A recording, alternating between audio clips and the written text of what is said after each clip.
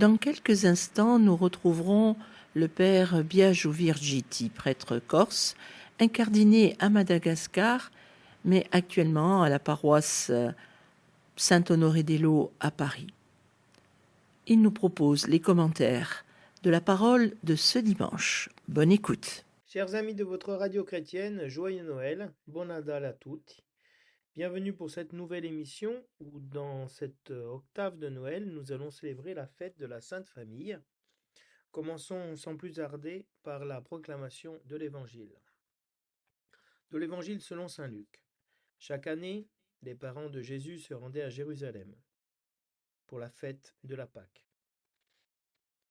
Quand il eut 12 ans, ils montèrent en pèlerinage suivant la coutume. À la fin de la fête, comme ils s'en retournaient, le jeune Jésus resta à Jérusalem à l'insu de ses parents. Pensant qu'il était dans le convoi des pèlerins, ils firent une journée de chemin, avant de le chercher parmi leurs parents et connaissances. Ne le trouvant pas, ils retournèrent à Jérusalem, en continuant à le chercher. C'est au bout de 3 jours qu'ils le trouvèrent dans le temple, assis au milieu des docteurs de la loi. Il les écoutait et leur posait des questions. Et tous ceux qui l'entendaient s'extasiaient sur son intelligence et sur ses réponses. En le voyant, ses parents furent frappés d'étonnement, et sa mère lui dit : « Mon enfant, pourquoi nous as-tu fait cela ?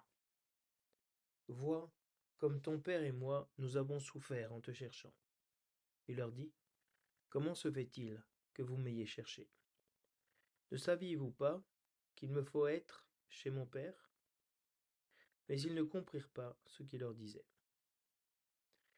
Il descendit avec eux pour se rendre à Nazareth, et il leur était soumis. Sa mère gardait dans son cœur tous ces événements. Quant à Jésus, il grandissait en sagesse, en taille et en grâce, devant Dieu et devant les hommes. Du premier livre de Samuel. Elkana s'unit à Anne, sa femme, et le Seigneur se souvint d'elle. Anne conçut, et le temps venu, elle enfanta un fils. Elle lui donna le nom de Samuel, c'est-à-dire Dieu exauce. Car disait-elle, je l'ai demandé au Seigneur. Elkana, son mari, monta au sanctuaire avec toute sa famille pour offrir au Seigneur le sacrifice annuel et s'acquitter du vœu pour la naissance de l'enfant. Mais Anne n'y monta pas. Elle dit à son mari : « Quand l'enfant sera sevré, je l'emmènerai. Il sera présenté au Seigneur et il restera là pour toujours. » Lorsque Samuel fut sevré, Anne, sa mère, le conduisit à la maison du Seigneur à Silo. L'enfant était encore tout jeune. Anne avait pris avec elle un taureau de 3 ans, un sac de farine et une outre de vin. On offrit le taureau en sacrifice et on amena l'enfant au prêtre Élie. Anne lui dit alors : « Écoute-moi, mon Seigneur, je t'en prie. Aussi vrai que tu es vivant, je suis cette femme qui se tenait ici près de toi pour prier le Seigneur. C'est pour obtenir cet enfant que je priais. Et le Seigneur m'a donné, en réponse à ma demande, à mon tour, je le donne au Seigneur pour qu'il en dispose. Il demeurera à la disposition du Seigneur tous les jours de sa vie. » Alors ils se prosternèrent devant le Seigneur. Le refrain du psaume nous dit : « Heureux les habitants de ta maison, Seigneur. De quel amour sont aimées tes demeures, Seigneur Dieu de l'univers. Mon âme s'épuise à désirer les parvis du Seigneur. Mon cœur et ma chair sont un cri vers le Dieu vivant. Heureux les habitants de ta maison, ils pourront te chanter encore. Heureux les habitants dont tu es la force. Des chemins s'ouvrent dans leur cœur. Seigneur Dieu de l'univers, entends ma prière, écoute Dieu de Jacob. Dieu voit notre bouclier, regarde le visage de ton Messie. Heureux les habitants de ta maison, Seigneur. » De la première lettre de Saint Jean. Bien-aimés, voyez quel grand amour nous a donné le Père, pour que nous soyons appelés enfants de Dieu, et nous le sommes. Voici pourquoi le monde ne nous connaît pas. C'est qu'il n'a pas connu Dieu. Bien-aimés, dès maintenant nous sommes enfants de Dieu, Mais ce que nous serons n'a pas encore été manifesté. Nous le savons, quand cela sera manifesté, nous lui serons semblables, car nous le verrons tel qu'il est. Bien-aimés, si notre cœur ne nous accuse pas, nous avons de l'assurance devant Dieu. Quoi que nous demandions à Dieu, nous le recevons de lui, parce que nous gardons ses commandements et que nous faisons ce qui est agréable à ses yeux. Or, voici son commandement. Mettre notre foi dans le nom de son Fils Jésus-Christ et nous aimer les uns les autres comme il nous l'a commandé. Celui qui garde ses commandements demeure en Dieu, et Dieu en lui. Et voilà comment nous reconnaissons qu'il demeure en nous, puisqu'il nous a donné part à son esprit. Parole du Seigneur.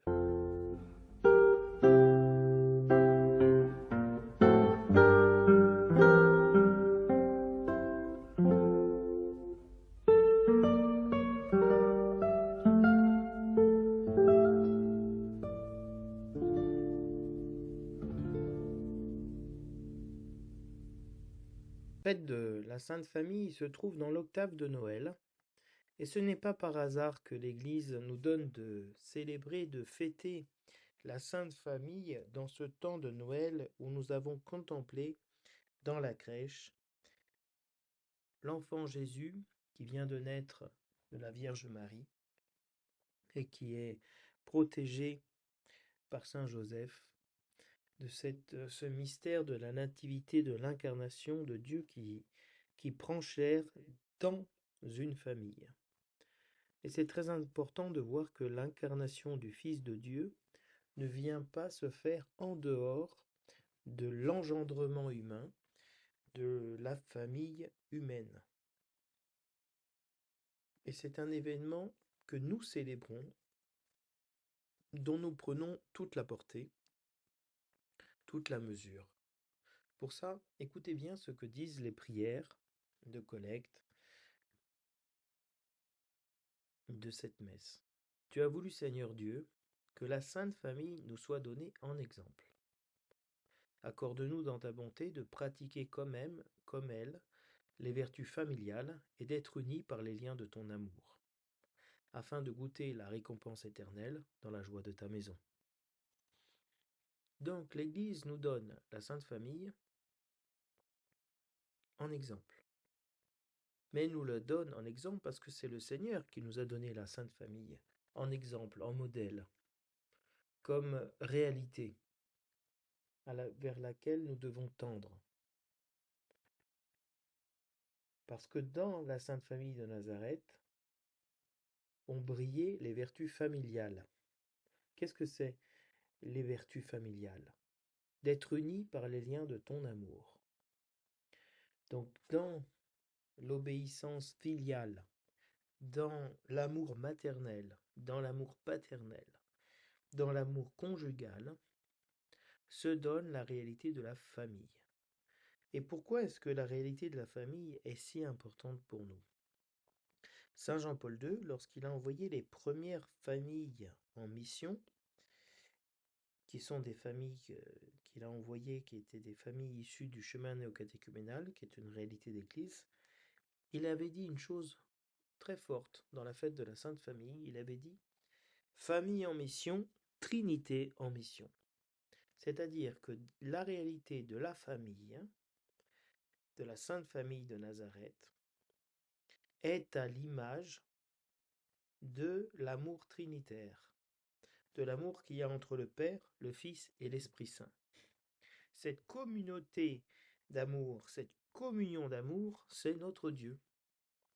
Et il a fait la famille et qui est aussi l'Église domestique,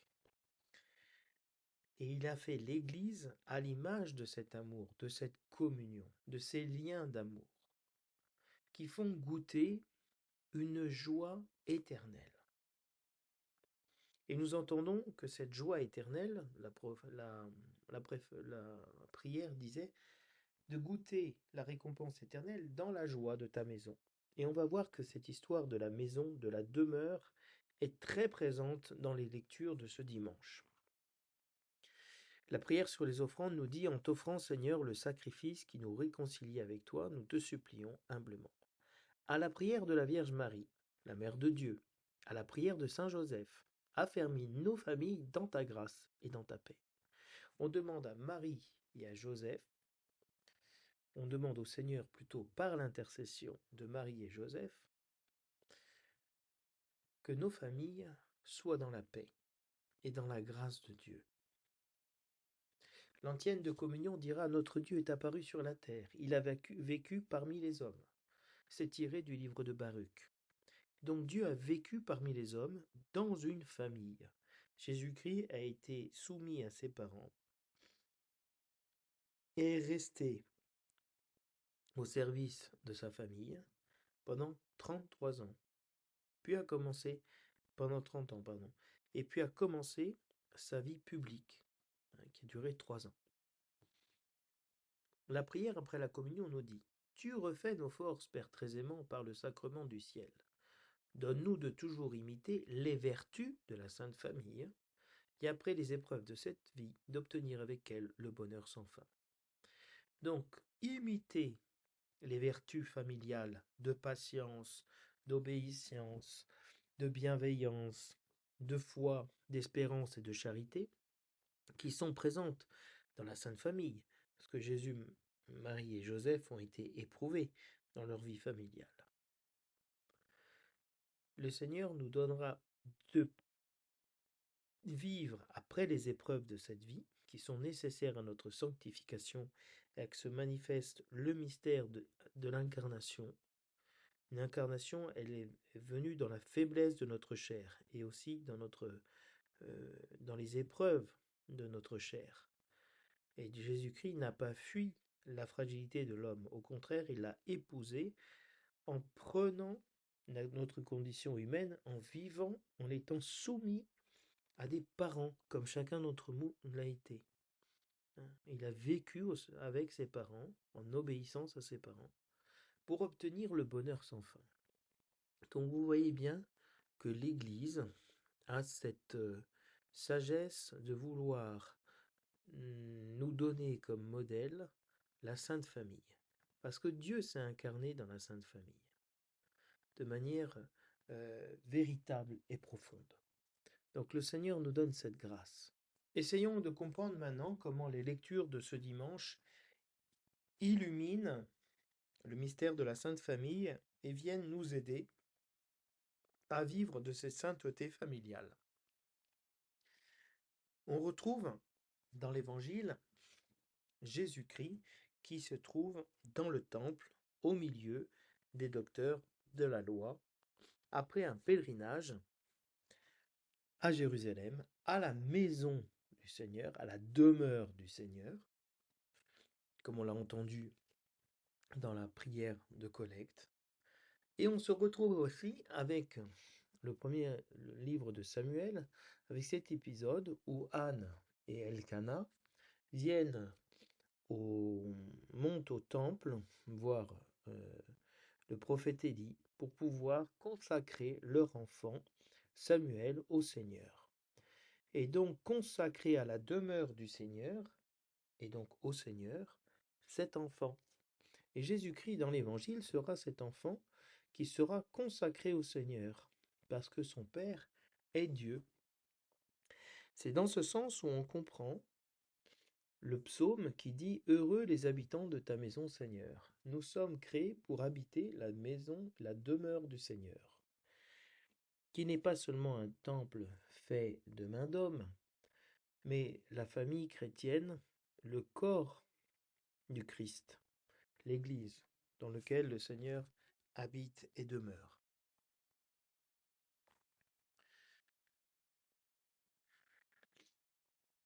Et la deuxième lecture nous dira que nous sommes appelés enfants de Dieu, parce que nous avons cette nature de Dieu. Nous sommes ses enfants parce que nous lui sommes soumis, nous sommes obéissants. Nous mettons notre foi en Jésus-Christ. Et c'est ce que feront Marie et Joseph en comprenant la parole que Jésus-Christ leur dit. Je dois être aux choses de mon Père. je dois, maintenant qu'il est devenu fils du commandement, me consacrer aux affaires de mon Père. Et donc la Vierge Marie méditait cela dans son cœur. Jésus était soumis à Marie et Joseph. Mais Marie et Joseph se sont soumis aussi à cette parole que le Christ leur a donnée. Et donc la véritable filiation d'être famille de Dieu veut dire obéir au commandement de Dieu, de nous aimer les uns les autres et d'avoir foi en son Fils, de croire en lui. Dans l'évangile de Luc commence dans le temple, à travers de Jérusalem, à travers l'annonce qui est faite à Zacharie, et elle se terminera dans le temple, puisque une fois monté aux cieux et ressuscité d'entre les morts, le Seigneur envoie euh, ses apôtres, ses disciples, dans le temple. Et ils vivaient dans le temple en étant un seul cœur, une seule âme. Donc dans l'évangile de Luc, vivre dans la demeure du Seigneur, c'est fondamental. C'est le lieu de la rencontre avec Dieu. Et Jésus-Christ, dans cet épisode, donc de la nativité, des récits de l'enfance chez Saint Luc, nous présente le temple de Jérusalem comme le lieu de pèlerinage et le lieu où Jésus-Christ aime demeurer. L'antienne, enfin le verset de l'Alléluia nous dit Seigneur, ouvre notre cœur pour nous rendre attentifs aux paroles de ton Fils. C'est tiré des Actes des Apôtres, dont Luc est lui aussi l'auteur, pour nous dire d'être attentifs aux paroles de Jésus. Et chaque année, les parents de Jésus se rendaient à Jérusalem pour la fête de la Pâque, comme toute famille juive. Donc il y avait des fêtes de préceptes, de pèlerinage, il y avait la fête des tentes et la fête de la Pâque, où on se rendait à Jérusalem. Chaque famille venait à Jérusalem. Et donc on emmène Jésus, qui a 12 ans. 12 ans, c'est l'âge où on devient fils du commandement. Bar mitzvah. Mitzvah, c'est le commandement. Et donc, il devient fils du commandement. Il va, si vous voulez, rentrer dans la vie adulte au sein de la communauté juive. Et donc, il va le faire partie, de ces hommes, de ces 10 hommes nécessaires pour commencer la prière du Shabbat. Et donc, il va proclamer la parole. Il va pouvoir la lire dans l'assemblée parce qu'à 12 ans, il est considéré comme adulte. Le début de l'âge adulte dans la foi. C'est intéressant parce que si vous voulez, on a eu avec le pape qui est venu en Corse un exemple très intéressant de cette parole de Dieu proclamée par des enfants, par un enfant de 10, 11 ou 12 ans, la deuxième lecture, et par des enfants qui ont chanté le psaume. Donc cette réalité-là, elle est déjà vécue dans le judaïsme. Comment ces jeunes enfants adolescents sont introduits dans la vie de foi et ils sont considérés à ce moment-là comme des membres à part entière de la communauté chrétienne, de la communauté juive. Et donc ils montent ce jour-là avec leur enfant qui maintenant est fils du commandement. Et ils passent le temps, cette fête de Pâques avec le Seigneur, avec toute la communauté. Et c'est à la fête de Pâques. Ce n'est pas n'importe quelle fête. Dans l'Évangile, on verra que la fête de Pâques est fondamentale puisque Jésus-Christ vient accomplir la Pâque. Et il va mourir et ressusciter le jour de Pâques. Donc à la fin de la fête, les parents rentrent de Jérusalem à Nazareth où ils vivaient. Et comme ils sont montés avec toute la famille, Jésus est avec ses cousins, Jésus est avec tout le monde, donc au bout d'un moment, la fête est finie, on rentre. Et tout le monde pense que Jésus rentre avec eux. Et ils ne savent pas que Jésus reste à Jérusalem. Jésus, c'est pas très bien traduit si vous voulez en français, parce qu'à l'insu de ses parents, comme si un peu il avait fait les choses en cachette. Absolument pas. Ses parents ne le savent pas, mais il est resté. C'est ce que veut nous dire le texte. Pensant donc qu'il était dans le convoi avec les autres pèlerins qui étaient montés de Nazareth, il marche pendant un jour et puis il ne trouve pas Jésus. Et ils vont le chercher parmi leurs parents et connaissances, mais ils ne le trouvent pas. Cette quête de Jésus est très importante parce que c'est ce qui va se passer au moment de la Pâque définitive. On va chercher Jésus-Christ sans le trouver parce qu'il est mort et il est ressuscité. Et où est-ce qu'ils vont trouver Jésus-Christ? Au milieu d'eux, qui va venir les rencontrer. Donc ils retournent à Jérusalem et ils le cherchent. Imaginez l'angoisse de ces pauvres parents à qui Dieu leur a confié son fils et qui se retrouvent à l'avoir perdu. Ils n'ont pas seulement perdu leur enfant, mais l'enfant que Dieu leur a confié. Donc leur responsabilité et leur angoisse est immense. Et le texte nous dit que c'est au bout de 3 jours qu'ils le trouvèrent dans le temple. C'est après 3 jours que Jésus-Christ est ressuscité et qu'il apparaît à ses disciples. Donc nous sommes ici déjà dans un récit de l'enfance qui annonce la résurrection, qui annonce la disparition du Christ et de retrouver Jésus dans le temple. Et ils vont le trouver dans le temple, assis au milieu des docteurs de la loi. Pourquoi assis? Parce que Jésus est dans la position de celui qui enseigne. Il n'est pas debout. Il est assis, en train d'enseigner avec les spécialistes de la parole de Dieu, de la tradition d'Israël. Jésus écoute et pose des questions. Il est fils du commandement. Il demande donc ce qui le concerne, parce que c'est lui le Verbe, c'est lui la parole de Dieu incarnée. Et il leur pose des questions. Et en entendant les questions que pose Jésus, la, la finesse de ces questions, l'importance de ces questions, la perspicacité de ces questions, il s'extasie de l'intelligence que Dieu lui a donnée et des réponses qu'il donne à la parole. Il se retrouve avec un enfant qui a une foi et une connaissance de la parole de Dieu qui les dépasse. Et les parents, en voyant ça, sont subjugués.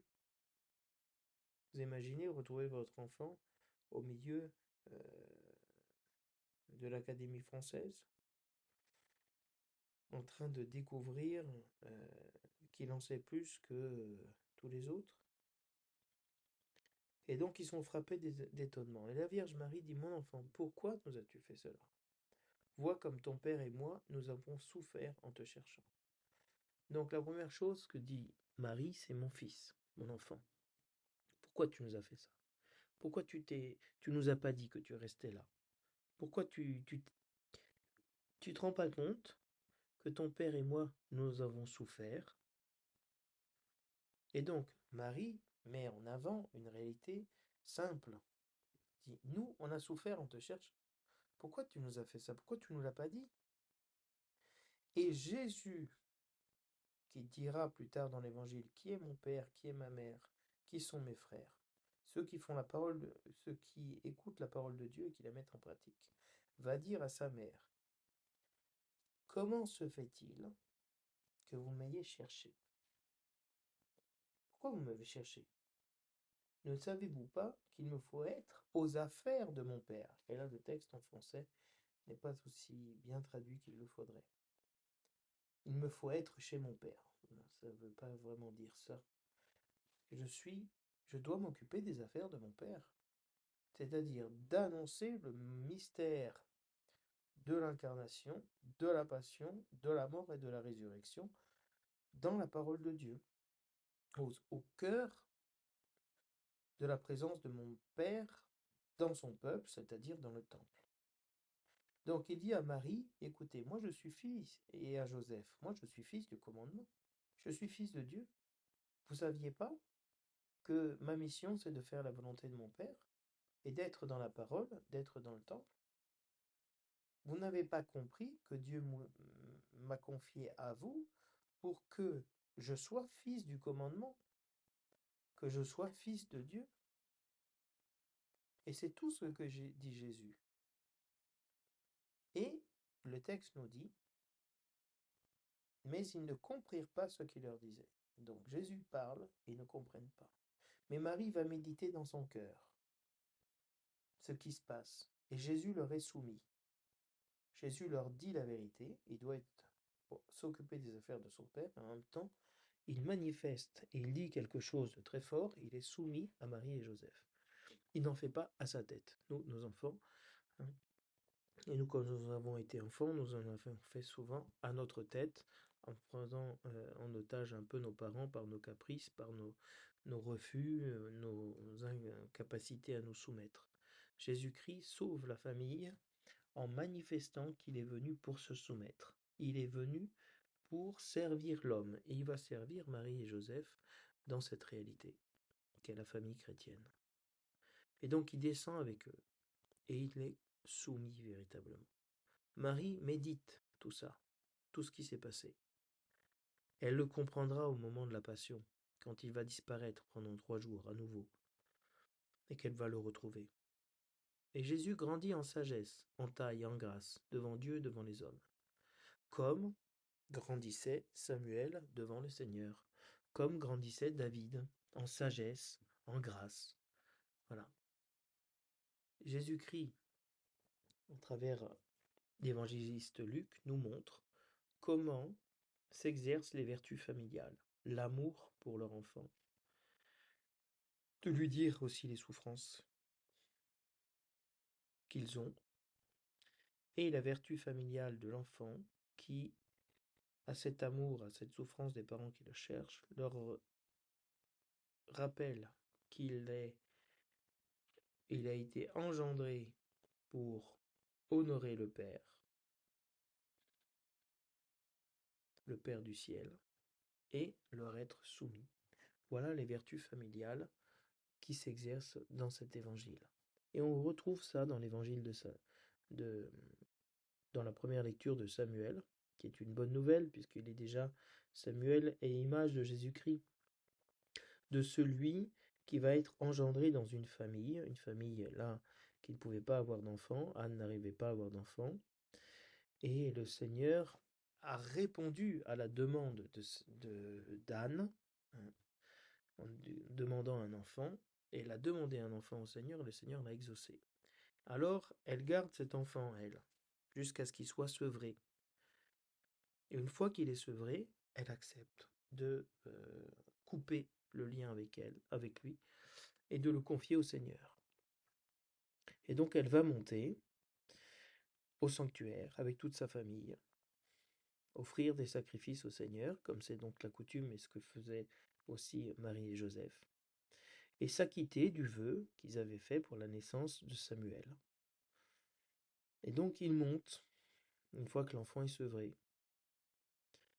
Il était tout jeune, et donc ils offrent un taureau de 3 ans, c'est-à-dire à peu près l'âge à laquelle l'enfant était sevré, un sac de farine, une outre de vin, c'est déjà l'image de l'Eucharistie, du sacrifice. Écoute, dit-elle à Élie, hein, c'est moi, hein, qui était cette femme qui t'ai supplié de prier pour moi le Seigneur. Mais j'ai eu cet enfant. Et cet enfant, je le donne au Seigneur, à mon tour. Qu'il en dispose. Il sera consacré au Seigneur, à la disposition du Seigneur tous les jours de sa vie. Voilà une vertu familiale très importante. De comprendre que les enfants nous sont confiés, mais ils ne sont pas notre propriété. Nous sommes appelés à les faire grandir, à leur transmettre la foi, à les éduquer, à les aimer évidemment, pour qu'ils puissent accomplir leur mission d'être consacrés au Seigneur. Et donc notre mission véritable comme parents est de former nos enfants pour qu'ils se consacrent au Seigneur. Pas à l'argent, pas au succès, pas au travail, mais qui puissent se consacrer au Seigneur et donc faire la volonté de Dieu et avoir le travail, la famille, l'argent, tout ce qu'il faut. Et donc il y a un vrai bonheur pour ceux qui habitent la maison du Seigneur. C'est ça aussi que nous dit cette parole de la Sainte Famille. Il y a un véritable bonheur à habiter dans la maison du Seigneur tous les jours de notre vie. À passer sur les parvis. Le parvis, c'est le lieu où on passe. On est là, on reste, on discute, on parle devant la maison du Seigneur. On est en fête sur le parvis du Seigneur.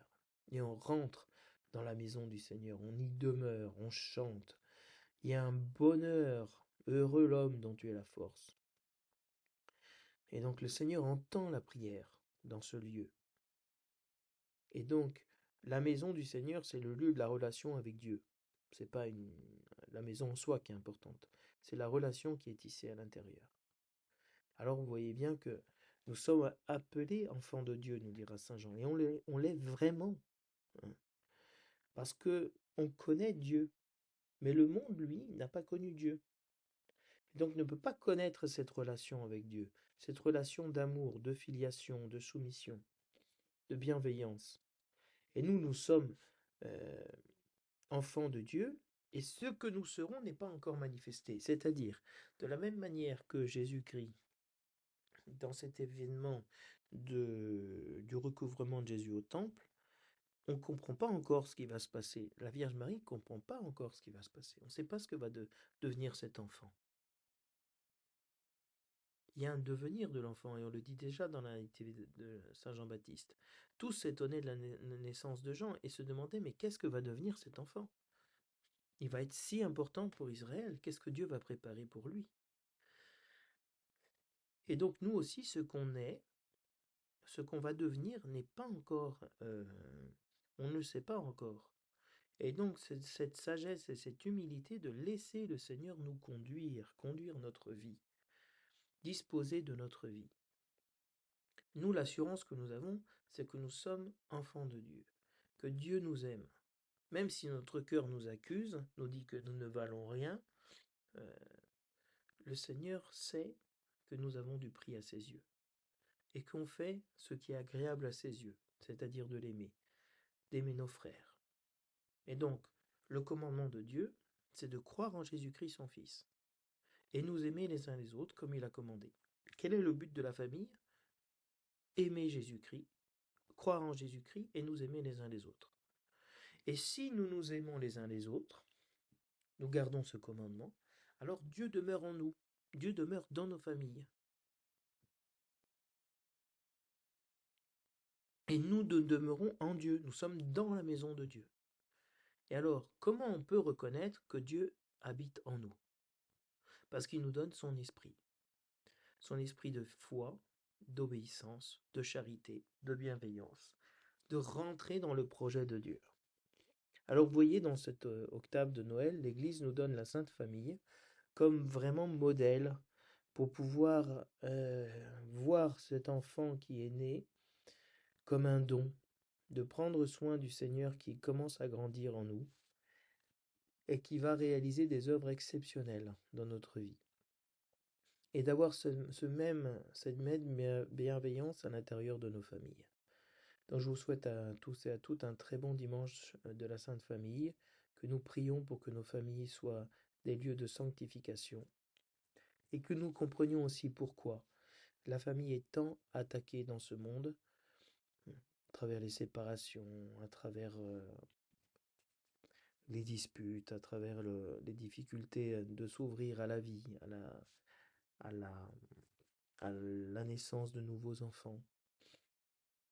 Parce que vraiment, la famille chrétienne a une mission de manifester Dieu au monde, l'amour de Dieu dans ce monde, et que la famille chrétienne soit un véritable refuge pour toute l'humanité, pour la famille des hommes.